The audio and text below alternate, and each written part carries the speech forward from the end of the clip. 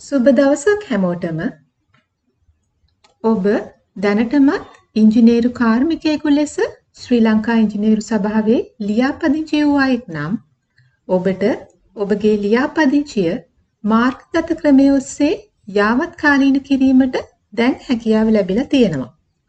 මෙහිදී ඔබ කොතැනක සිටියත් ඔබට පහසු ඕනෑම වේලාවක මාර්ගගත ක්‍රමය ඔස්සේ ඉතා පහසුවෙන් මෙම ලියාපදිංචිය යාවත්කාලීන කර ගැනීමට හැකියාව පවතිනවා.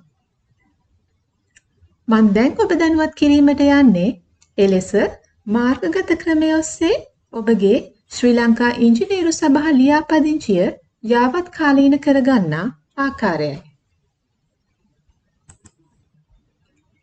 මුලින්ම ශ්‍රී ලංකා ඉංජිනේරු සභාවේ නිල වෙබ් අඩවිය වන www.ecsl.gov.lk යන වෙබ් අඩවියට පිවිසෙන්න.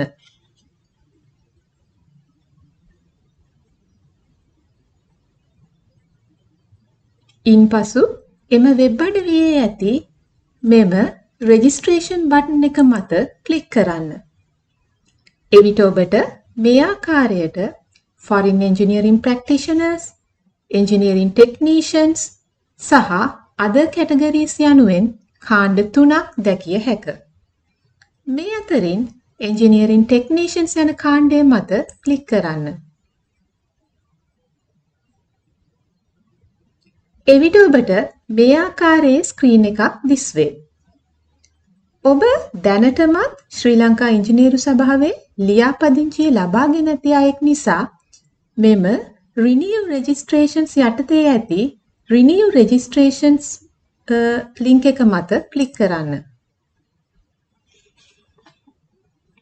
එවිට ඔබට මෙවැනි තිරයක් දිස්වේ. මෙහි ඔබගේ ඉලක්කම් 6කින් යුත් ශ්‍රී ලංකා ඉංජිනේරු සභා ලියාපදිංචි අංකය හිස්තැන් නොමැතිව සඳහන් කරන්න.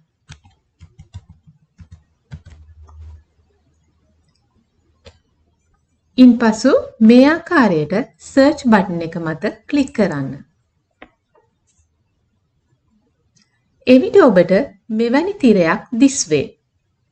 මෙහි ඔබගේ නම, වෘත්තිය, ජාතික හැඳුනුම්පත් අංකය, ස්ත්‍රී පුරුෂ භාවය, ඔබගේ ජංගම දුරකථන අංකය, ඔබගේ ඊමේල් ලිපිනය, තෘතීක හා වෘත්තීය අධ්‍යාපන කොමිෂන් සභාව එනම් TVC ආයතනය මගින් ඔබ වෙත පිරිනමා ඇති සහතික පත්‍රයට අනුව ඔබගේ NBQ මට්ටම, ඔබගේ ලිපිනය, දිස්ත්‍රික්කය, නගරය දිස්වෙනවා.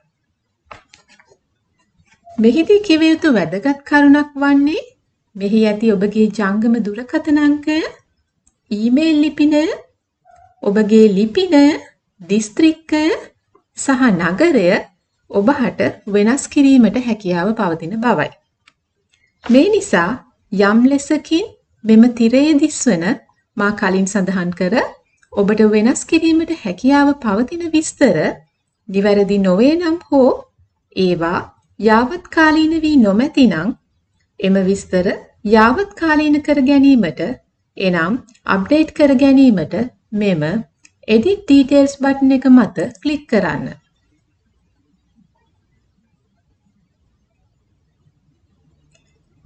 ඉන්පසු නිවැරදි කිරීමට හෝ අප්ඩේට් කිරීමට අවශ්‍ය විස්තර නැවත වෙනස් කරන්න ඕනේ. ඉන්පසු නැවත මෙම continue බටන් එක ක්ලික් කරන්න. මෙම තිරය ඔබට කලින් දිස් වූ තිරයම වන අතර එහි ඔබ වෙනස් කරන ලද විස්තර වෙනස් වී ඇති බව ඔබට දැක ගන්නට පුළුවන්. මෙම තිරයේ දකුණු පැත්තේ amount LKR 120730ක් ලෙස ඔබට එක් වර්ෂයක් සඳහා ගෙවීමට සිදුවන මුදල සඳහන් වෙලා තියෙනවා. ශ්‍රී ලංකා ඉංජිනේරු සභාවේ ලියාපදිංචිය වාර්ෂික ලියාපදිංචියක් බව ඔබ අප සියලු දෙනා දැනටත් දන්නා කරුණක්. එම නිසා ඔබ ශ්‍රී ලංකා ඉංජිනේරු සභාවේ පළමු වර ලියාපදිංචි වූ දින සිට නොකඩවා වාර්ෂිකව ඔබගේ ලියාපදිංචිය යාවත්කාලීන කරගත් අයෙක් නම් ඔබට ගෙවීමට සිදුවන්නේ මෙම රුපියල් 122730ක් වූ මුදලයි. තවද මෙයට පහලින් ඔබට වීසා මාස්ටර් යනුවෙන් මුදල් ගෙවිය හැකි ක්‍රම දෙකක් දැකිය හැකි වෙනවා. මෙයින් අදහස් වන්නේ ඔබට මෙම මුදල ගෙවීමට වීසා හෝ මාස්ටර් වර්ගවලට අයත් ඕනෑම ඩෙබිට් හෝ ක්‍රෙඩිට් කාඩ් පතක් භාවිතා කිරීමට හැකි බවයි. ඉන්පසු මෙම Pay Now බටන් එක මත ක්ලික් කරන්න.